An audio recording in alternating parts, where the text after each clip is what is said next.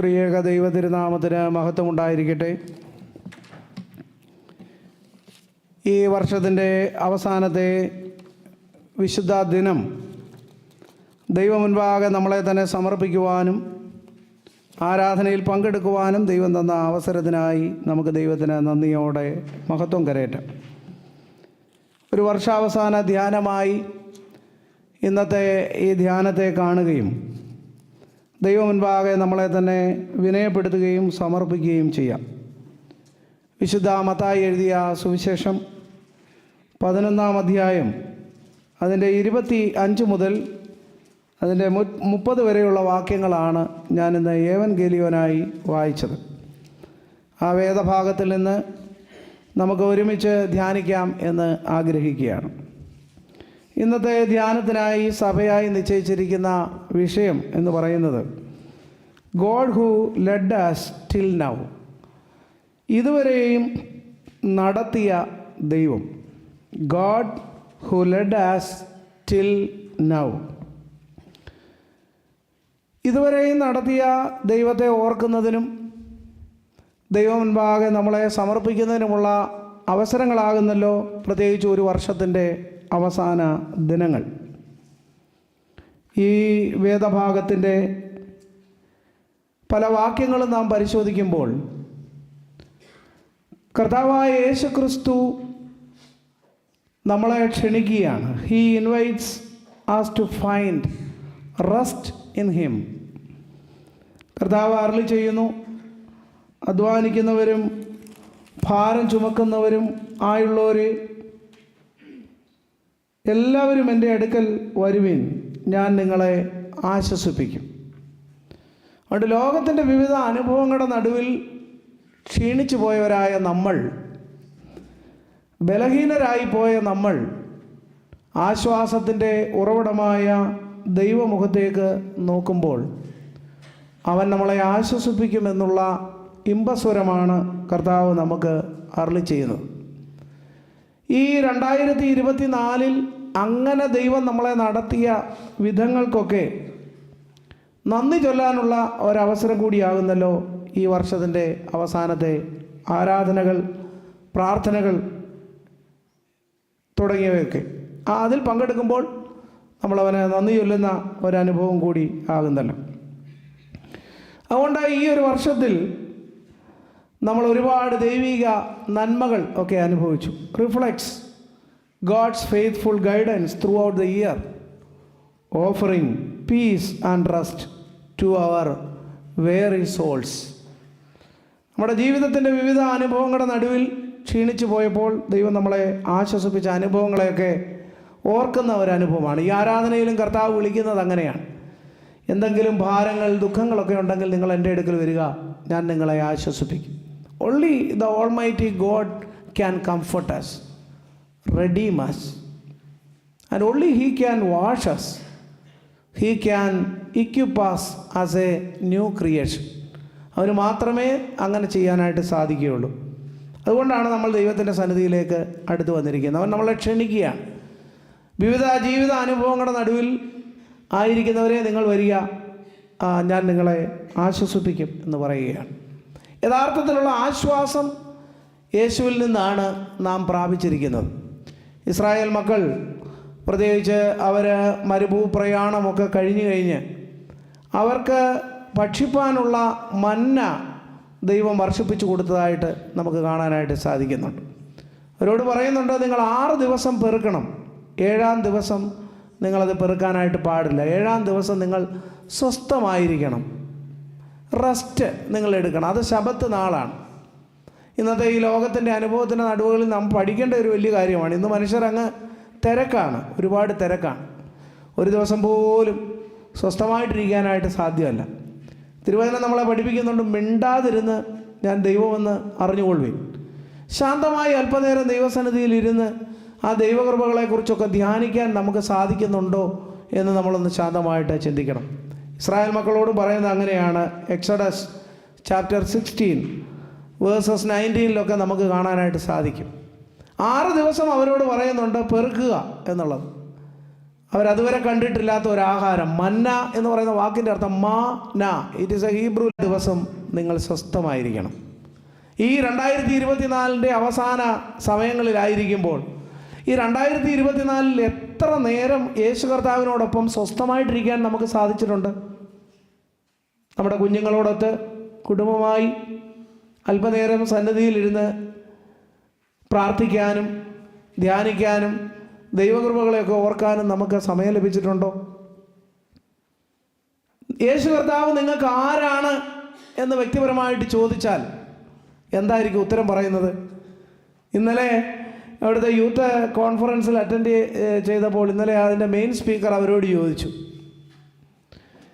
യേശു കർത്താവിനെ രക്ഷിതാവായി സ്വീകരിച്ചിട്ടുള്ള എത്ര പേര് നിങ്ങളുണ്ട്? നിങ്ങൾക്ക് വ്യക്തിപരമായിട്ട് എത്ര പേർക്ക് പറയാൻ സാധിക്കും ഈ യേശു എൻ്റെ രക്ഷകനാണ് എന്നുള്ളത്? 4 കുട്ടികൾ മാത്രമാണ് എഴുന്നേറ്റ് നിന്നത്. പലപ്പോഴും നമ്മൾ ഇത് കാണുന്നില്ല. നമുക്ക് we have fellowship and we have worship services. We are attending and mingling with people and sharing our joy. But do you have a deep commitment with Jesus Christ in your life? ഈ യേശു കർത്താവ് ഈ രക്ഷിക്കപ്പെട്ടവരാണോ, അല്ലെങ്കിൽ യേശു കർത്താവ് നിങ്ങൾക്ക് ആരാണ്, അല്ലെങ്കിൽ ഞാൻ രക്ഷിക്കപ്പെട്ടവനാണോ രക്ഷിക്കപ്പെട്ടവളാണോ? എൻ്റെ what is my relationship with Jesus Christ? What's my status? എൻ്റെ ഇന്നത്തെ അവസ്ഥ എന്താണ് എന്നൊന്ന് ശാന്തമായിട്ട് ചിന്തിക്കാൻ നമുക്ക് അവസരം ലഭിച്ചിട്ടുണ്ടോ? നാം ഒരുപക്ഷെ ജീവിത തിരക്കുകളുടെയൊക്കെ നടുവിലായിരിക്കും. എന്നാൽ ഈ ഭാഗം നമ്മളെ ഓർപ്പിക്കുന്നത് യേശുവിൻ്റെ അടുക്കൽ വന്ന് ഒരു സ്വസ്ഥത ലഭിക്കാൻ ദൈവം നമ്മളെ വിളിക്കുകയാണ്. അവരത് പറഞ്ഞ് കേൾക്കാതെ കുറേ പേരൊക്കെ പിന്നെയും പെറുക്കി, പക്ഷെ അതെല്ലാം പ്രയോജനപ്രദമില്ലാതെ പോയതായിട്ട് നമുക്ക് കാണാനായിട്ട് സാധിക്കുന്നുണ്ട്. 7-ാം ദിവസം അവരോട് പറയുന്നത്, നിങ്ങളെ തന്നെ ശുദ്ധീകരിച്ച് നിങ്ങൾ സ്വസ്ഥമായിരിക്കുക എന്ന് പറഞ്ഞ്. നമ്മുടെ ജീവിതത്തിലും ഇതുപോലുള്ള സ്വസ്ഥതയുടെ നിമിഷങ്ങൾ എന്ന് പറയുമ്പോൾ ആ ദൈവകൃപയെ ധ്യാനിക്കുന്ന നിമിഷങ്ങൾ ഉണ്ടാവണമെന്ന് ദൈവം നമ്മളിൽ കൂടെ ആഗ്രഹിക്കുന്നു. ദാവീദ് തൻ്റെ സങ്കീർത്തനത്തിൽ 23-ാം സങ്കീർത്തനത്തിൽ പറയുന്നുണ്ട്, എന്താണെന്നറിയാമോ? പച്ചപ്പുൽപ്പുറങ്ങളിൽ അവൻ എന്നെ കിടത്തുന്നു, സ്വസ്ഥതയുള്ള വെള്ളത്തിനരികത്തേക്ക് അവൻ എന്നെ നടത്തുന്നു. ദാവീദ് തിരിച്ചറിയുകയാണ്, സ്വസ്ഥതയുള്ള വെള്ളത്തിനരികത്തേക്ക് എന്നെ നടത്താൻ എൻ്റെ ദൈവത്തിന് മാത്രമേ കഴിയുകയുള്ളൂ. പ്രിയപ്പെട്ടവരെ, we are living in a turmoil situations. So there may be different types of struggles may happen in our life. But in the midst of all those confusions and struggles, trials, we believe that Almighty God can give real comfort to all of us. Peace, real peace. മൊത്തം കലക്കമാണ്. എന്ന ചിന്തയാണ്. കുടുംബത്തെക്കുറിച്ച് ചിന്ത, മക്കളെക്കുറിച്ച് ചിന്ത, ഭാവിയെക്കുറിച്ച് ചിന്ത. ഈ ദിവസം ദൈവം തന്നതാണ്, എന്നാൽ ആവശ്യമില്ലാത്ത കാര്യങ്ങളിൽ ചിന്താകുലപ്പെട്ട് ജീവിക്കുന്നവരാണ് ഞാനും നിങ്ങളും എല്ലാവരും. മനുഷ്യരാണെങ്കിൽ പറയുകയും വേണ്ട, ടെൻഷൻസൊക്കെ അവരുടെ കൂടപ്പിറപ്പാണ്. ഈ രോഗം അതാണോ ഞാൻ പോലും ചിന്തിക്കും. ചിലപ്പോൾ ഒരു വേദന വരുമ്പോൾ ചിന്തിക്കും, അയ്യോ അത് ആ രോഗമാണോ? അല്ലെങ്കിൽ ഒരു പ്രയാസം വരുമ്പോൾ അയ്യോ ഇത് ആ ബലഹീനതയാണോ എന്നൊക്കെ ചിന്തിക്കുന്ന ഒരനുഭവം. എന്നാൽ സ്വസ്ഥമായി നമ്മളെ നടത്താൻ കഴിവുള്ള ആ ദൈവത്തിൽ ശരണപ്പെടുവാനാണ് കർത്താവ് നമ്മളെ വിളിക്കുന്നത്. വിവിധ തരത്തിൽ അധ്വാനിക്കുന്നവരെ, ഭാരം ചുമക്കുന്നവരെ, നിങ്ങളെല്ലാവരും എൻ്റെ അടുക്കൽ വരുവീൻ, ഞാൻ നിങ്ങളെ ആശ്വസിപ്പിക്കും. അതുകൊണ്ട് ആശ്വാസം നൽകുന്ന കർത്താവിൻ്റെ സന്നിധിയിൽ അല്പം റെസ്റ്റ്, ശാന്തമായിരിക്കുവാൻ ദൈവം നമ്മളെ ക്ഷണിക്കുകയാണ്.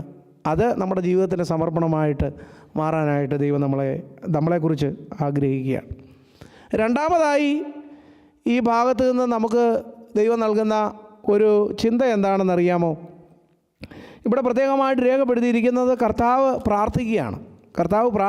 തൻ്റെ മുമ്പിൽ കൂടിയിരിക്കുന്ന എല്ലാവർക്കും വേണ്ടി കർത്താവ് പ്രാർത്ഥിക്കുന്ന ഒരു വലിയ അനുഭവം. ആ സമയത്ത് തന്നെ യേശു പറഞ്ഞത്, പിതാവേ, സ്വർഗത്തിനും ഭൂമിക്കും കർത്താവായുള്ളവേ, നീ ഇത് ജ്ഞാനികൾക്കും വിവേകികൾക്കും മറച്ച് ശിശുക്കൾക്ക് വെളിപ്പെടുത്തിയത് കൊണ്ട് ഞാൻ നിന്നെ വാഴ്ത്തുന്നു. അതേ പിതാവേ, ഇങ്ങനെയല്ലോ നിനക്ക് പ്രസാദം തോന്നിയത്. അതുകൊണ്ടൊരു റിവീൽഡ് ഗ്രേസിനെ കുറിച്ചാണ് യേശു കർത്താവ് ഇവിടെ പറയാനായിട്ട് ശ്രമിക്കുന്നത്. Jesus thanks father for revealing divine truths to the humbles. എളിയവർക്ക്, ബലഹീനർക്ക് ദൈവകൃപ വെളിപ്പെട്ടതിനെക്കുറിച്ച് സ്തോത്രം ചെയ്തുകൊണ്ടാണ് കർത്താവ് പ്രാർത്ഥിക്കുന്നത്, അല്ലേ? ദൈവകൃപ വെളിപ്പെട്ടു. അൺഎക്സ്പെക്റ്റഡ് വേസിൽ കൂടെ ദൈവകൃപ വെളിപ്പെട്ടു. ആർക്ക്? ഹമ്പിളിന്, എളിയവർക്ക്, അല്ലേ? ഇവിടെ പറയുന്നത് എന്താണ് പറയുന്നത്? സ്വർഗത്തിനും ഭൂമിക്കും കർത്താവുള്ളവയെ നീ ഇത് ജ്ഞാനികൾക്കും വിവേകികൾക്കും മറച്ച് ശിശുക്കൾക്ക് വെളിപ്പെടുത്തി. ശിശുക്കൾക്ക് വെളിപ്പെടുത്തി എന്ന് പറയുമ്പം അവർ എളിയവരെയാണ് കുറിക്കുന്നത്, ഒരു ഹമ്പിളായിട്ടുള്ള ആൾക്കാരെയാണ് കുറിക്കുന്നത്. എന്നെ കേൾക്കുന്ന പ്രിയപ്പെട്ടവരെ, കഴിഞ്ഞ നാളുകളിലൊക്കെ ഒന്ന് നമ്മൾ ഓർത്ത് നോക്കിക്കേ. നമ്മുടെ അറിവോ നമ്മുടെ ഡിഗ്രിയോ നമ്മൾ ഏത് ദേശത്ത് പാർക്കുന്നെന്നോ നമ്മുടെ കുടുംബമഹിമയോ നമ്മുടെ സ്റ്റാറ്റസോ ആ ബലമോ ഒന്നും കണ്ടല്ല. എപ്പോഴെങ്കിലും ദൈവസന്നിധി വിനയപ്പെടാൻ നമുക്ക് അവസരം ലഭിച്ചിട്ടുണ്ടോ, ആ താഴ്ചയെ കടാക്ഷിച്ചാണ് ദൈവം നമ്മളെ ബലപ്പെടുത്തിയിരിക്കുന്നത്. എപ്പോഴും ചിന്തിക്കുക, താണ നിലത്തെ നീരോടു അവിടെ ദൈവം തുണ ചെയ്യുമെന്ന് പറയുന്ന പണ്ടത്തെ നമ്മുടെ അപ്പനൊക്കെ അമ്മമാരും ഒക്കെ പറഞ്ഞിട്ടുള്ള ഒരു ചൊല്ലാണല്ലോ. താണ നിലത്തെ നീരോടു അവിടെ ദൈവം തുണ ചെയ്യും. അതുകൊണ്ട് ഇവിടെയും പറയുന്ന അതാണ്, ജ്ഞാനികൾക്കും വിവേകികൾക്കും നീ ഇത് മറച്ചു. ആർക്ക് വെളിപ്പെടുത്തി? ശിശുക്കൾക്ക് വെളിപ്പെടുത്തി. അതുകൊണ്ട് ദൈവരാജ്യത്തിൻ്റെ സന്തോഷം, ദൈവകൃപ അനുഭവിക്കാൻ സാധിക്കുന്നത് അത് ബലവാന്മാർക്കല്ല.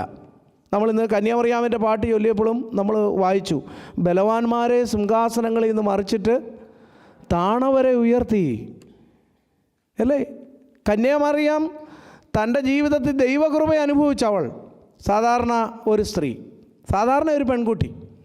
അവളെ ദൈവിക രക്ഷാപദ്ധതിക്കായിട്ട് വിളിച്ചപ്പോൾ ആദ്യമൊക്കെ അവൾ അതിനെക്കുറിച്ചുള്ള ദുഃഖമൊക്കെ പ്രകടിപ്പിച്ചെങ്കിലും ഇതാ ഞാൻ കർത്താവിൻ്റെ ദാസി, നിൻ്റെ വാക്ക് പോലെ എനിക്ക് ഭവിക്കട്ടെ എന്ന് പറഞ്ഞ് ഈ ലോകത്തിൻ്റെ നടുവിൽ ആ റിസ്ക് ഏറ്റെടുക്കാൻ തയ്യാറായപ്പോൾ, വിനയപ്പെടുത്തിയപ്പോൾ ദൈവകൃപ അനുഭവിക്കാനായിട്ട് അവക്കിടയായി. നാടെല്ലാമുള്ള മനുഷ്യർ അവരവരുടേതായ രീതിയിൽ സ്വാർത്ഥരായി ജീവിച്ചപ്പോൾ, കൊള്ളരുതായ്മയിൽ ജീവിച്ചപ്പോൾ, നോഹ എന്ന് പറയുന്ന ഒരു മനുഷ്യൻ, he humbled himself and he lead A meaning full life. അതുകൊണ്ട് അവന് ദൈവകൃപ ലഭിക്കാൻ ഇടയായെന്നാണ് വിശുദ്ധ വേദപുസ്തകത്തിൽ എഴുതിയിരിക്കുന്നത്. എന്നാൽ നോഹയ്ക്ക് ദൈവകൃപ ലഭിച്ചു. മറ്റുള്ളവരെല്ലാവരും ഈ വേറെ വഴികളിൽ കൂടെ, ലോകത്തിൻ്റെ വഴികളിൽ കൂടെ ഓടിയപ്പോൾ ദൈവസന്നിധിയിൽ താഴാൻ, ദൈവസന്നിധിയിൽ പൊട്ടനാവാൻ, ദൈവസന്നിധിയിൽ പക്ഷേ മറ്റുള്ളവർ അവന് ഒരു ഭ്രാന്തനാണ്, അവന് ഈ വെള്ളം വരാത്ത സ്ഥലത്തിരുന്ന് പെട്ടകം പണിയുകയാണ്, അവന് വേറെ പണിയില്ല, എവിടെങ്ങും അടുത്ത് സമുദ്രം പോലും ഇല്ല എന്നൊക്കെ ചിലപ്പം പരിഹസിച്ചേക്കും. പക്ഷേ താഴ്ത്താൻ, ദൈവത്തിൻ്റെ വാക്കുകൾക്ക് മുമ്പിൽ താഴാൻ തയ്യാറായപ്പോൾ നോഹയ്ക്ക് ദൈവകൃപ ലഭിക്കുന്നതായിട്ട് നമുക്ക് കാണാൻ സാധിക്കുന്നു. കാനാവിലെ കല്യാണ വിരുന്നിലും അതാണ് നടക്കുന്നത്. വെള്ളം കോരികൾ കൂലിക്ക് പണി ചെയ്യാൻ വന്നവരാണ്. അവരോട് കർത്താവ് പറയുന്നത് പച്ചവെള്ളം കൊണ്ട് കൊടുക്കാനാണ്. പക്ഷേ അവർ കർത്താവിൻ്റെ വാക്ക് വിശ്വസിച്ച് ഞങ്ങൾക്ക് അടി കിട്ടുന്ന കിട്ടിക്കോട്ടെ, പരിഹാസം കിട്ടിക്കോട്ടെ, ഒരെടുത്തിയാട്ടത്തിന് തയ്യാറായപ്പോഴാണ് അവർക്ക് ദൈവകൃപ അതിൽ ഒരു അത്ഭുതം നടക്കാനായിട്ട് ഇടയായത്. പ്രിയപ്പെട്ടവരെ, ദൈവകൃപ വെളിപ്പെടുന്നത് ഒരിക്കലും ബലവാന്മാർക്കോ ശക്തർക്കോ അല്ല. നമ്മൾ ചിന്തിച്ചോണം, ഈ മൺകട്ടകളാകുന്ന നമ്മൾ ഈ ശരീരത്തിൽ, ഇത്ര ഡെലിക്കേറ്റായിട്ടുള്ള ശരീരത്തിൽ, ഇത്ര ഫീബിളായിട്ടുള്ള ജീവിതത്തിൻ്റെ അനുഭവങ്ങളുടെ നടുവിൽ നമ്മൾ ദൈവത്തിൽ ആശ്രയിക്കുമ്പോൾ മാത്രമാണ് നമുക്ക് ദൈവത്തിൻ്റെ കരുണ ലഭിക്കുന്നത്. അതുകൊണ്ട് അതാണ് ഇവിടെ പറഞ്ഞിരിക്കുന്നത്, ജ്ഞാനികൾക്കും വിവേകികൾക്കും മറച്ച് ശിശുക്കൾക്ക് വെളിപ്പെടുത്തി. എന്ത്? ദൈവകൃപ. സോ റിവീൽഡ് ഗ്രേസ് അത് അനുഭവപ്പെടുന്നത് എപ്പോഴും എളിയവർക്കാണ് എന്ന് ഈ വേദഭാഗം നമ്മളെ ഓർമ്മപ്പെടുത്തുകയാണ്. രാജാവിൻ്റെ ആജ്ഞയിൽ പേടിച്ച്, നമുക്കറിയാം ആഹാബിനെയും അദ്ദേഹത്തിൻ്റെ ഭാര്യ ഇസബെല്ലിനെയും പേടിച്ച് ദൈവത്തിൻ്റെ പ്രവാചകൻ അവിടുന്ന് ഓടിപ്പോകുന്നുണ്ട്. ഓടിപ്പോയി ഒരു ചൂരച്ചെടിയുടെ തണലിൽ കിടന്ന് ഉറങ്ങുകയാണ്. അവിടെ ഉറങ്ങിയിരുന്ന ആ പ്രവാചകനെ ദൈവദൂതൻ ഉണർത്തുകയാണ്. നിനക്കിനിയും വളരെ ദൂരം പോകാനില്ലേ എന്ന് അവനെ ഉണർത്തുന്നതായിട്ട് നമുക്ക് കാണാനായിട്ട് സാധിക്കും. പ്രിയപ്പെട്ടവരെ, ചിലപ്പോൾ നമ്മുടെ ജീവിതാനുഭവങ്ങളുടെ നടുവിൽ എനിക്കിത് സാധ്യമല്ലേ, ഞാൻ തോറ്റുപോകുന്നേ, ഈ തന്നെ കീഴ്പ്പെടുത്തുന്നേ, ഈ രോഗം എന്നെ തകർത്ത് കളയുന്നേ, ഈ പ്രയാസം ഞങ്ങളെ താളടിയാക്കുന്നേ എന്നൊക്കെ ഓർത്ത് ദുഃഖിക്കുന്ന സന്ദർഭങ്ങൾ, ജീവിത അനുഭവങ്ങളുടെ നടുവിൽ നിന്ന് നിങ്ങൾ ഓടിപ്പോകുമ്പോൾ ദൈവത്തിൻ്റെ ദൂതൻ നമ്മളെ വിളിച്ചുണർത്തി. അങ്ങനെയല്ല, ഈ അനുഭവങ്ങളെ നിനക്ക് സധൈര്യം നേരിടാനായിട്ട് സാധിക്കും എന്ന് പറഞ്ഞ് ധൈര്യപ്പെടുത്തുന്ന ഒരു ദൈവകൃപ അത് അനുഭവിപ്പാനായിട്ട് നമുക്കിടയാവേണ്ടതുണ്ട്. അതിനൊറ്റ കാര്യം ചെയ്താൽ മതി. B humbled ourselves before the throne of grace. He will empower us to experience the divine grace in the midst of our various experiences. അപ്പോൾ നമുക്ക് ചെയ്യാൻ പാടില്ലാത്ത എത്രയോ കാര്യങ്ങൾ ദൈവം നമ്മളെ കഴിഞ്ഞ നാളുകളിൽ ചെയ്യിപ്പിച്ചിട്ടുണ്ട് എന്നൊന്നും ചിന്തിച്ചേ.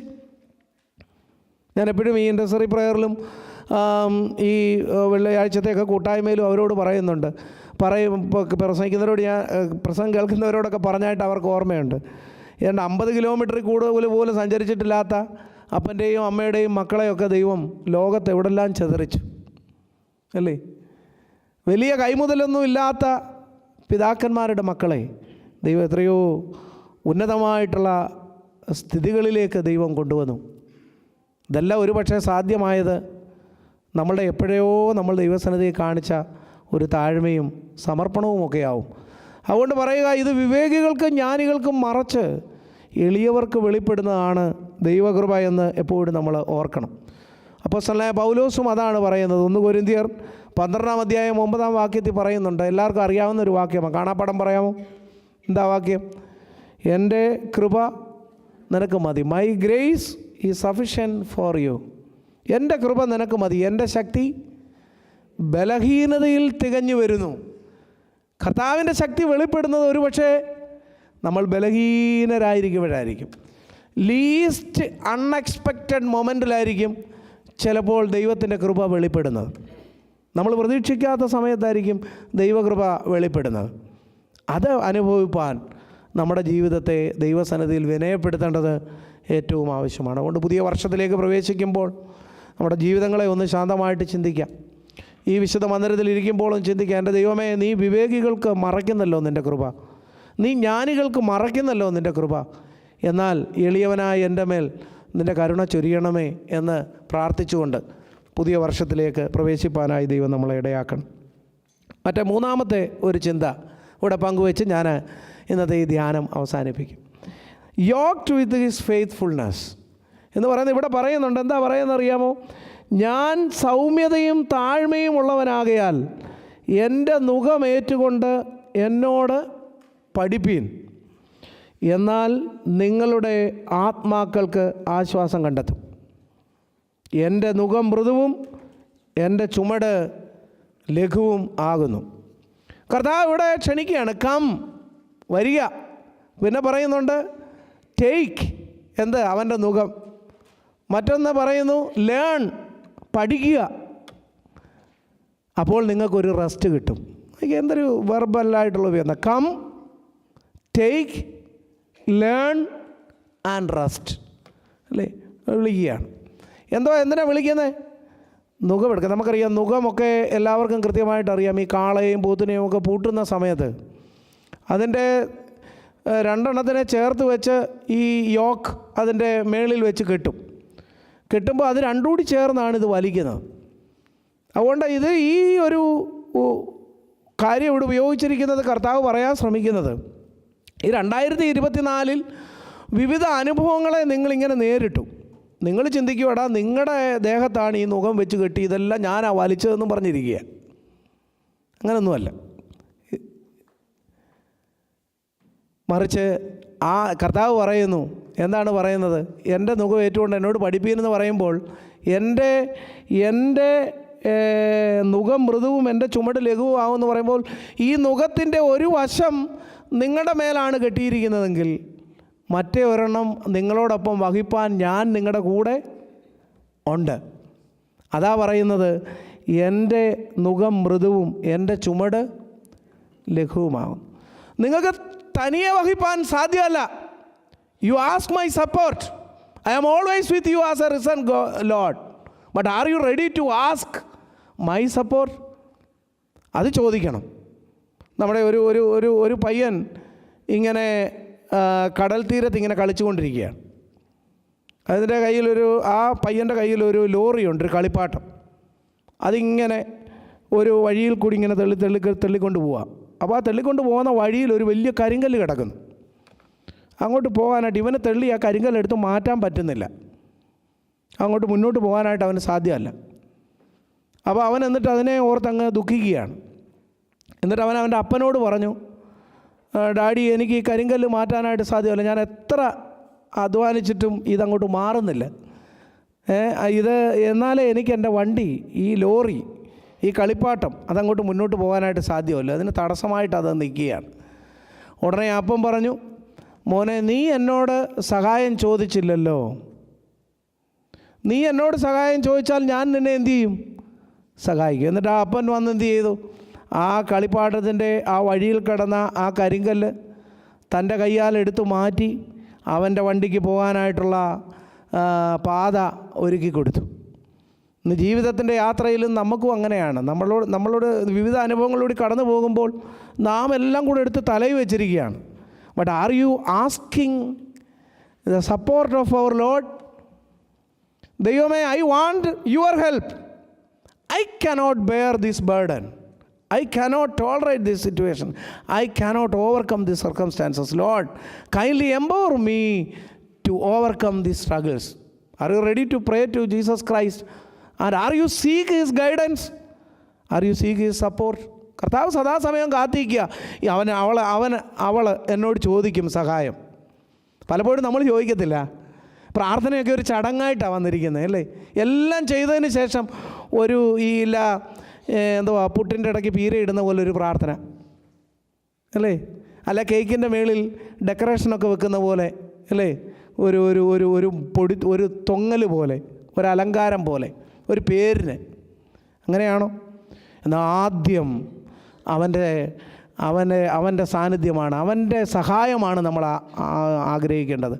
അതുകൊണ്ടൊരു പാട്ട് തന്നെ, seek ye first his kingdom of God and his righteousness. മുമ്പേ അവൻ്റെ രാജ്യവും നീതിയും അന്വേഷിപ്പീൻ, അതോടുകൂടി ഇതൊക്കെയും നിങ്ങൾക്ക് കിട്ടും. ഓർക്കുക, എൻ്റെ ഈ ചുമട്, എൻ്റെ ഈ ഭാരം, അതെന്നോടൊപ്പം വെച്ച് കിട്ടി വലിക്കുന്ന ഒരു ദൈവം എൻ്റെ കൂടെയുണ്ട്. എൻ്റെ അമ്മ എന്നോട് പറഞ്ഞിട്ടുണ്ട്, മോനെ, ഉന്തിൻ്റെ കൂടെ ഒരു തള്ളു തരുന്നവനാണ് ദൈവം. ഉന്തിൻ്റെ കൂടെ, കാരണം നീ ഉന്തുമ്പോൾ, നീ എന്തെങ്കിലും ചെയ്യുമ്പോൾ നിന്നോടൊപ്പം കരം വെച്ച് തരുന്ന ഒരു ദൈവം ഉണ്ട്. അപ്പോൾ are you ready to do certain things, then the almighty Lord will help you. അതുകൊണ്ട് ചിന്തിക്കുക, ഞാനല്ല ഇത് വലിച്ചുകൊണ്ട് പോകുന്നത്. നമ്മുടെ വിചാരം എന്തുവാ? ഓ, ഞാനാ ഇതെല്ലാം ചെയ്തിരിക്കുന്നത്, ഇതെല്ലാം എൻ്റെ മിടുക്ക അമ്പട ഞാനേ. നമ്മളെല്ലാം ഒരു eye specialist. Eye not ophthalmologist, eye specialist. എല്ലാം ഐ ആണ്. ഞാൻ അമ്പട, എൻ്റെ ഒരു കാര്യം എന്നെ സമ്മതിക്കണം, അല്ലേ? ഞാനൊരു ഭയങ്കര സംഭവം. കർത്താവ് പറയുന്നു, ഈ നുകം നീ വലിച്ചത് നിൻ്റെ കഴിവ് കൊണ്ടല്ല, നിൻ്റെ ഭാരത്തെ ലഘൂകരിച്ച എൻ്റെ സാന്നിധ്യം കൊണ്ടാണ്. അത് നമ്മളെപ്പോഴും ഓർത്ത് വേണം ഈ പുതിയൊരു വർഷത്തിലേക്ക് പ്രവേശിക്കാനും ജീവിക്കാനും. അബ്രഹാം അങ്ങനെ ഒരു ദൈവത്തിൻ്റെ സാന്നിധ്യം അനുഭവിച്ച ഒരു വ്യക്തിയാണ്. അദ്ദേഹത്തിന് ഒരു മകനെ കൊടുത്തിട്ട് ദൈവം പറയുന്നു അവനെ യാഗം കഴിക്കാനാണ് പറഞ്ഞത്. അബ്രഹാം ഒരുപക്ഷെ ചിന്തിച്ചു കാണും, ഇതെന്തോ പണിയാണ് ദൈവം കാണിക്കുന്നത്. ആറ്റുനോറ്റിരുന്നൊരു പൈതലിനെ ലഭിച്ചപ്പോൾ അതിനെ യാഗമായിട്ട് യാഗം കഴിക്കാനെന്ന് പറയുമ്പോൾ അബ്രഹാം ദൈവത്തിനെ ലോകത്തിലുള്ള എല്ലാറ്റിനേക്കാളും പ്രാധാന്യം കൊടുത്തതുകൊണ്ട് അനുസരിക്കുകയാണ്. പക്ഷേ നമുക്ക് ഉൽപ്പത്തി പുസ്തകം 22-ാം അധ്യായം 13-14 വാക്യങ്ങളിലൊക്കെ കാണാൻ സാധിക്കുന്നു, അബ്രഹാമിൻ്റെ മകന് പകരം അവിടെ ഒരു ആട്ടിൻകുട്ടിയെ ദൈവം കരുതി. Praise the Lord. അബ്രഹാമിനെ കരുതിയ ദൈവം യഹോവ ഈരേ. ജീവിതത്തിൻ്റെ അനുഭവങ്ങളുടെ നടുവിൽ നീ പകച്ചു നിന്നപ്പോൾ, ദുഃഖിച്ചപ്പോൾ, വേദനയാൽ വലഞ്ഞപ്പോൾ, അവിടെയൊക്കെ ദൈവം കരുതിയത് കൊണ്ടാണ് നമ്മൾ ഇന്നിങ്ങനെ ബലത്തോടും സന്തോഷത്തോടും ഒക്കെ ജീവിക്കുന്നത്. അല്ല, തകർന്നു പോയേനെ, അല്ലെങ്കിൽ നമ്മുടെ മനസ്സൊക്കെ വല്ലാതെ ഇംബാലൻസായി നമ്മൾ വല്ലാത്ത വേദനയിൽ അകപ്പെട്ടേനെ. എന്നാൽ അവിടെയൊക്കെ അവൻ്റെ കരുണ, അവൻ്റെ ഒരു ധൈര്യം, അവൻ്റെ സാന്നിധ്യം, അതൊക്കെയാണ് നമ്മളെ ബലപ്പെടുത്തിയത്. കരുതുന്ന ഒരു ദൈവം. ഇങ്ങനെ അബ്രഹാമിനെ കരുതിയ ദൈവം സ്വന്തം പുത്രൻ കാൽവറി ക്രൂശിൽ യാഗമായപ്പോൾ അവന് പകരം വേറൊരാളിനെ അല്ല ദൈവം കരുതിയത്. യേശു കർത്താവ് കാൽവറി ക്രൂശിൽ യാഗമായപ്പോൾ തൻ്റെ പുത്രനല്ലേ യാഗമായി പോകുന്നത്, അവന് പകരം വേറൊരു ആട്ടിൻകുട്ടിയല്ല യേശു യാഗമാക്കി, തൻ്റെ സ്വന്തം പുത്രനെ തന്നെ യാഗമാക്കി. നമ്മൾ ഓർക്കണം, അബ്രഹാമിൻ്റെ മകന് പകരം മോറിയ മലയിൽ ഒരാട്ടിൻകുട്ടിയെ ഒരുക്കിയ ദൈവം തൻ്റെ ഏകജാതനായ പുത്രൻ കാൽവറി ക്രൂശിൽ യാഗമാക്കാൻ പോയപ്പോൾ ദൈവം മൗനം ഭജിച്ചു. കാരണം എന്താണെന്ന് ചോദിച്ചാൽ, ദൈവത്തിന് നമ്മൾ അത്രയേറെ പ്രിയപ്പെട്ടവരാണ്. ഈ ജീവിതാനുഭവങ്ങളിൽ നിന്നോടൊപ്പം ഈ ഭാരവും ദുഃഖവും ഒക്കെ വഹിക്കാൻ അവൻ തയ്യാറാണ്. നിന്നോടൊപ്പം ചതയ്ക്കപ്പെടാൻ അവൻ തയ്യാറാണ്. നിന്നോടൊപ്പം മുറിക്കപ്പെടാൻ അവൻ തയ്യാറാണ്. നീ നിന്ദിക്കപ്പെടുമ്പോൾ ജീവിതാനുഭവങ്ങളുടെ നടുവിൽ നിന്നോടൊപ്പം നിന്ദയുടെ പാനപാത്രം കുടിക്കാൻ അവൻ തയ്യാറാണ്. He is carrying your burdens. He is ready to carry your burdens. അതാണ് ദൈവം നമ്മളെക്കുറിച്ച് ആഗ്രഹിക്കുന്നത്. ഡാനിയേൽ സിംഹത്തിൻ്റെ കൂട്ടിൽ കിടക്കുമ്പോൾ നമുക്കറിയാം, 6-ാം അധ്യായം 22-ാം വാക്യത്തിലൊക്കെ നമുക്കറിയാം അല്ലേ, അവിടെ പറയുന്നു, രാവിലെ വന്ന് നോക്കുമ്പോൾ അവനൊന്നും പറ്റിയിട്ടില്ല. ഇത് കടിച്ചു കീറിയെന്ന രാജാവൊക്കെ കരുതിയത്, ദാര്യാവേശ് രാജാവ്. തകർന്നു പോയി. മനസ്സോടെ മറ്റുള്ളവരുടെയൊക്കെ വർത്തമാനം കേട്ട് അവനെ പിടിച്ചിട്ടതാ. ഓടി വന്ന് നോക്കുകയാണ്, ഇനി അവൻ്റെ ഒരു പീസ് പോലും അവിടെ കാണത്തില്ലെന്ന് പറഞ്ഞ് വന്ന് നോക്കുകയാണ്. ദാനിയേൽ പറയുന്ന ഒരു കാര്യമുണ്ട്, എന്താ പറഞ്ഞറിയോ? സിംഹങ്ങൾ എനിക്ക് കേടുവരുത്താതിരിക്കേണ്ടതിന് എൻ്റെ ദൈവം തൻ്റെ ദൂതനെ അയച്ച് അവയുടെ വായ അടച്ചു കളഞ്ഞു. Praise the Lord, hallelujah. സിംഹം എനിക്ക് കേടുവരാതിരിക്കാൻ ദൈവം ദൂതനെ അയച്ച് അവയുടെ വായ അടച്ചു. രാജാവ് പറഞ്ഞാൽ സിംഹം കേൾക്കൂ? ഇല്ല. ഏത് ശക്തി വിചാരിച്ചാൽ സിംഹത്തിൻ്റെ വായടയും? ഇവിടെ പറയുന്നു, ദൈവം ദൂതനെ അയച്ച് സിംഹത്തിൻ്റെ വായ അടച്ചു. ഞാൻ എൻ്റെ ജീവിത സാക്ഷ്യമായിട്ട് ഞാൻ പറയുന്നത്, എൻ്റെ ജീവിതത്തിൻ്റെ അനുഭവം, പല അനുഭവങ്ങളുണ്ട്. പക്ഷേ ഈ അടുത്തിടെ നിങ്ങളുടെ ഇടയിൽ തന്നെ ശുശ്രൂഷ ചെയ്തുകൊണ്ടിരുന്നപ്പോൾ ഒരു അനുഭവം അല്ലേ, സെപ്റ്റംബർ 21-ാം തീയതി ഞങ്ങൾ പോലും അറിയാതെ ലെഫ്റ്റ് സൈഡിൽ നിന്ന് ആ car carelessly hit on our car അല്ലേ. അത് ഒരു പക്ഷേ തകർക്കപ്പെടാമായിരുന്നു. അറ്റ്ലീസ്റ്റ് ഞങ്ങളുടെ കയ്യും കാലുമെങ്കിലും ഒടിഞ്ഞ് ദീർഘനാൾ ഇൻകപ്പാസിറ്റേറ്റഡായി നിങ്ങളുടെ ഇടവകയിൽ ശുശ്രൂഷ ചെയ്യാൻ മേലാതിരിക്കാമായിരുന്നു. പക്ഷേ അവിടെ ആ കാറിൻ്റെ ഉള്ളിൽ ഞങ്ങൾ അനുഭവിച്ച ഒരു സംരക്ഷണമുണ്ട്. അമ്മയുടെ ഗർഭപാത്രത്തിൽ ഒരു കുഞ്ഞ് അനുഭവിക്കുന്ന പോലത്തെ ഒരു സംരക്ഷണം, ഒരു പൊത്തി പിടിക്കുന്ന ഒരനുഭവം, ദൈവത്തിൻ്റെ കരുണ, കൃപ. പ്രിയപ്പെട്ടവരെ, ആ ഒരു കൃപയും കരുണയും ഒക്കെ ഞാനിങ്ങനെ ഓർക്കും ഇടയ്ക്കിടയ്ക്കൊക്കെ. എന്തെല്ലാം സംഭവിക്കാമായിരുന്നു. ദൈവത്തിൻ്റെ വലിയൊരു കരുണയാണ്. ഒറ്റ കാര്യം ആഗ്രഹിക്കുന്നുള്ളൂ, നമ്മുടെ മിടുക്കോ സാമർഥ്യമോ ഒന്നുമല്ല, നമ്മുടെ ജീവിതത്തെക്കുറിച്ച്, ആയുസ്സിനെക്കുറിച്ച് ദൈവത്തിന് പദ്ധതികളുണ്ട്. God has several plans about me, that's why he extended my life എന്ന് മാത്രമാണ് ജീവിതത്തിൽ പ്രശംസിക്കാനും പറയാനായിട്ടും ഉള്ളത്. അതുകൊണ്ട് പ്രിയപ്പെട്ടവരെ, ഞാൻ നിങ്ങളോട് പറയുന്നത്, നമ്മൾ പലപ്പോഴും ചിന്തിക്കും ഇതെല്ലാം നമ്മുടെ കാര്യങ്ങളാണ്. അല്ല, എൻ്റെ ജീവിതത്തിൻ്റെ നുകം, എൻ്റെ ഭാരം, എൻ്റെ ചുമട് വഹിക്കുന്ന ഒരുത്തനുണ്ട്. അവൻ എന്നെ വിളിക്കുന്നു, come take this yoke along with me and learn.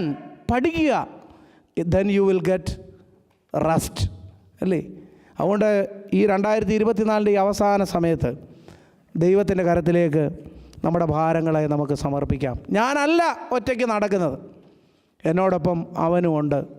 എൻ്റെ ഭാരം എന്തിനാണ് ഞാൻ ഇങ്ങനെ വഹിച്ചുകൊണ്ട് നടക്കുന്നത്? ബൈബിൾ പഠിപ്പിക്കുന്നു, നിങ്ങളുടെ സകല ചിന്താകുലവും അവൻ്റെ മേൽ ഇട്ടുകൊള്ളുവീൻ, അവൻ നിങ്ങളെ പുലർത്തും. അതുകൊണ്ട് ഇന്ന് ആരെങ്കിലും വളരെ ടൈറ്റായി ഹൃദയത്തിലൊക്കെ ഒരുപാട് ദുഃഖം നിറഞ്ഞ്, അല്ല രോഗങ്ങളെ ഓർത്ത്, പ്രയാസത്തെ ഓർത്ത്, ഭാവിയെ ഓർത്ത് വേദനപ്പെടുന്ന ആരെങ്കിലും ഇന്നിവിടെ വന്നിട്ടുണ്ടെങ്കിൽ, എന്നെ കേൾക്കുന്ന ആരെങ്കിലും ഉണ്ടെങ്കിൽ, പ്രിയപ്പെട്ടവരെ, ആ നുഖത്തിൻ്റെ മറ്റേ അറ്റത്ത് നിങ്ങളല്ല, അവിടെ കർത്താവ് നിങ്ങളോടൊപ്പം ഉണ്ട്. നിങ്ങളുടെ ആ ചുമട് അവൻ ലഘുവാക്കി തരും. അതുകൊണ്ട് ആ ദൈവത്തോട് ചേർന്ന് ജീവിതത്തെ അഭിമുഖീകരിക്കാനായിട്ട് നമുക്കിടയാവണം. നമ്മുടെ യുവജനങ്ങൾ അവിടെ കോൺഫറൻസിൽ ധ്യാനിക്കുന്ന വിഷയം അതാണ്, അൺഷേക്കബിൾ കോൺഫിഡൻസ് എന്ന് പറഞ്ഞാൽ പേടിപ്പിക്കുന്ന അനുഭവങ്ങളാണ് ഈ ലോകത്തിൽ. ആ അനുഭവങ്ങളുടെ നടുവിൽ ഒരു അൺഷേക്കബിൾ കോൺഫിഡൻസ് ഉണ്ടാകണമെങ്കിൽ അത് ദൈവത്തോട് ചേർന്നുള്ള ജീവിതത്തിന് മാത്രമേ സാധിക്കുകയുള്ളൂ. ഒരു ആത്മവിശ്വാസത്തോടുകൂടി ഏതും വരട്ടെ, ഞാൻ കുലുങ്ങയില്ല, കാരണം അവൻ എൻ്റെ സങ്കേതമാണ്, അവൻ എൻ്റെ കോട്ടയാണ്, അവൻ എൻ്റെ പാറയാണ്. ആർത്തലച്ചു വരുന്ന സാഗര മധ്യത്തിൽ ആർത്തലച്ചു വരുന്ന തിരമാലകളുടെയും കാറ്റുകളുടെയും മധ്യത്തിൽ എനിക്ക് പിടിച്ചു നിൽക്കാൻ കഴിയുന്ന പാറയാണവൻ.